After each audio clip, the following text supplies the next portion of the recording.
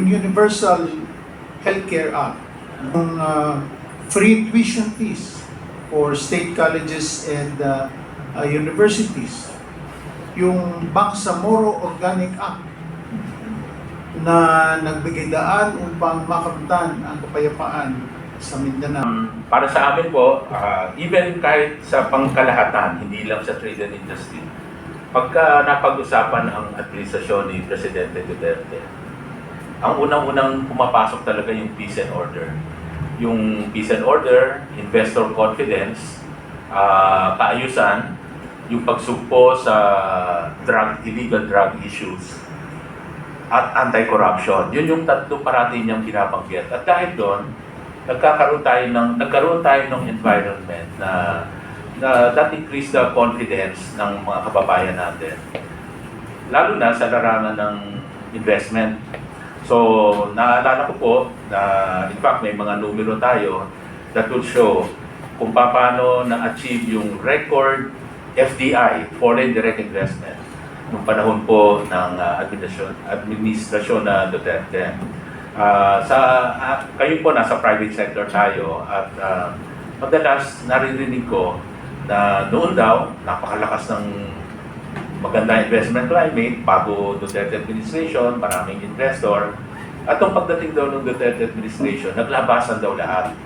So masyadong puro kwento, yan ang narrative. Pero pag tinignan at ino-object po natin yon at sinasabi natin, tingnan natin yung data. Kasi pag tinignan natin yung data, dun sa mga taon prior to Duterte administration, may numero tayo dyan that will show na yung average FDI ay nagre-range lang po sa mga 3 to 4 billion. No? Billion dollars. Nung panahon po ng Pangulong Duterte, dyan po na-achieve yung matataas na FDI. Naalala ko, 2017, na-achieve natin $10 billion. Halos 3 times. Hindi pa yon. Noong 2021, right after COVID, $12 billion. Ibig sabihin, yung pagmataas kasi yung FDI, Foreign Direct Investment, nandiyan yung confidence, lalo na ng mga foreign investor, na pumasok sa Pilipinas, mag-invest. Of course, aside from that, yung peace and order, mga economic reforms na ginawa po ng panahon ni Duterte, masabi natin part of the legacy. Yung mga pinasang batas na tinulak po ng ang administrasyon Duterte, yung retail trade liberalization, kung saan inalaw mag-increase ang up to 100% ang foreign ownership pagdating sa retail, yung Public Utilities o Public Service Act, inalaw din yung malalaking foreign investor percentage ownership sa mga public services or infrastructure, no, tulad ng airport, seaport, at mga ilang public services. At pati yung sa Foreign Investment Act, kung saan na-liberalize din yung mas malaking foreign equity participation. Ibig sabihin, talagang pinapakita na ang mga reforma na to, para talaga to encourage yung pasok ng investor. Diyan din po nilagdaan yung ease of doing business, kung saan pinanganak yung Anti-Red Tape Authority para mapadali yung proseso ng pagkuha at pag-conduct ng business activities sa Pilipinas. Hanggang ngayon, tuloy-tuloy rin po ito. Institutionalized na po yan. At continuing po, nandyan po yung sinasabi na dapat within 3 days, kung simpleng permit ang kinukuha, dapat approve na siya. Deem approve after 3 days. No? Kung medyo may technical assessment, within 7 days kailangan ma-approve. Kung hindi, dapat may automatic approval. At yung mas kailangan pa ng research, 21 days. So 3, 7, 21 days, may automatic approval dapat.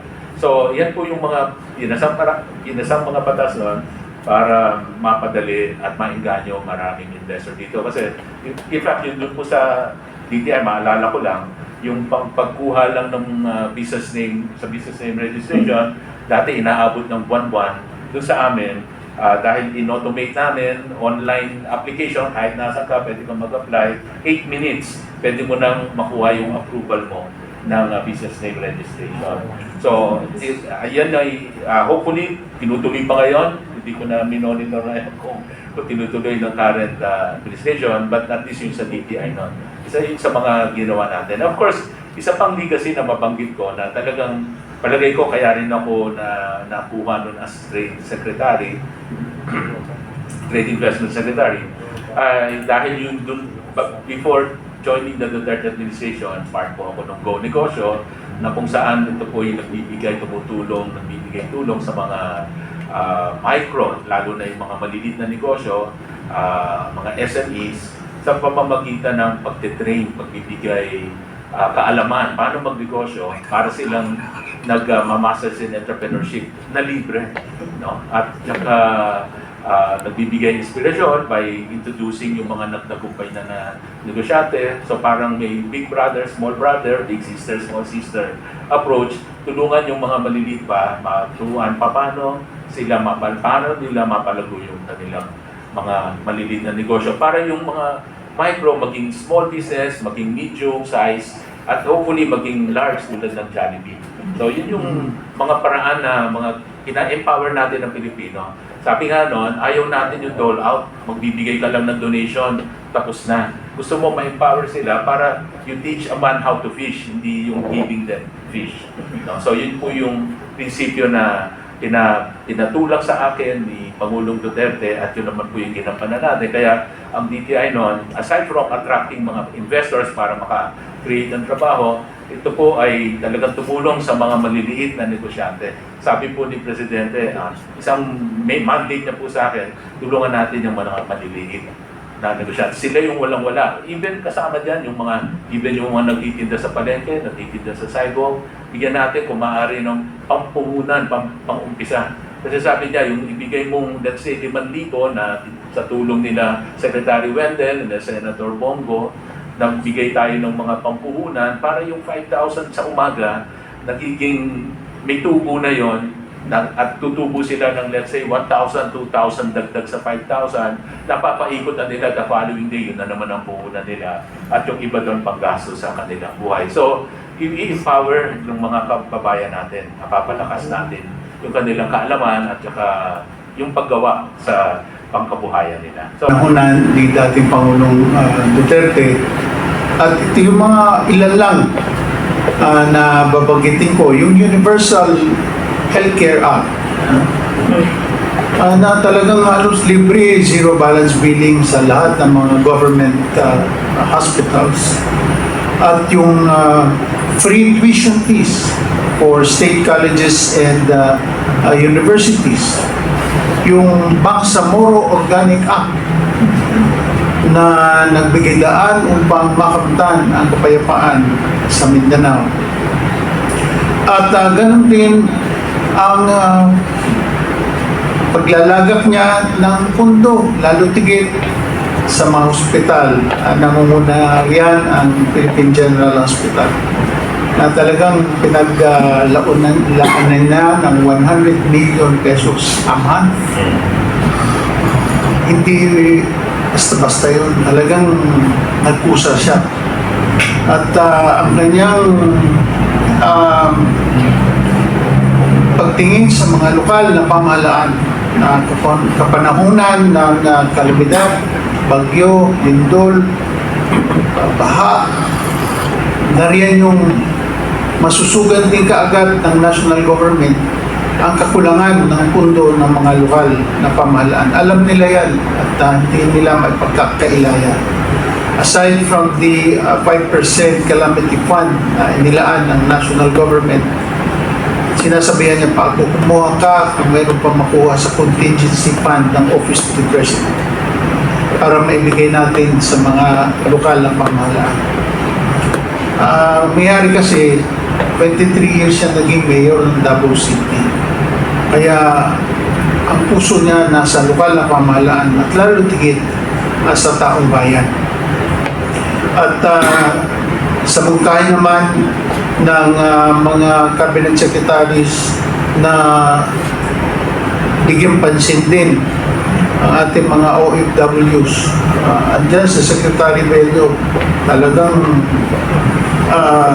nakapokus siya sa kanan ng mga OFWs at meron niyang pundo yung OFWs na binibigay sa OWA na siyang kinakapital naman ng gobyerno upang mabigyang tulong ang mga OFWs na naapektuhan. Anumang mga pangyayari sa mga bansa kung saan sila doon man nakadestino o nagtatrabaho.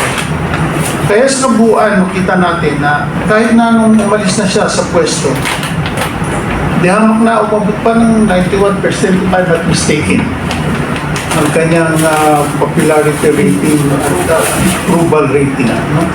Never in the history ng ating bansa yan. At doon sa sinapit niya, talagang nakakalungkot dahil sabi niya nga, I love my country, I love the Filipino people, and I'm putting at stake my life in the presidency para ipaglaban ko pakanan ng bawat Pilipino. Kaya wala siyang pinagsisisihan dun sa kanyang ginawa. Dahil sabi nga niya, tanging ako lamang ang makakagawa niyan dahil ako ang Pangulo ng bansa at gagawin ko ang lahat ng aking magagawa para sa pakanan ng taong bayan. At yan hindi niya pinagsisisihan. Sabi niya, kung ano man ang mangyari sa akin, Diyos lang nakakaalam.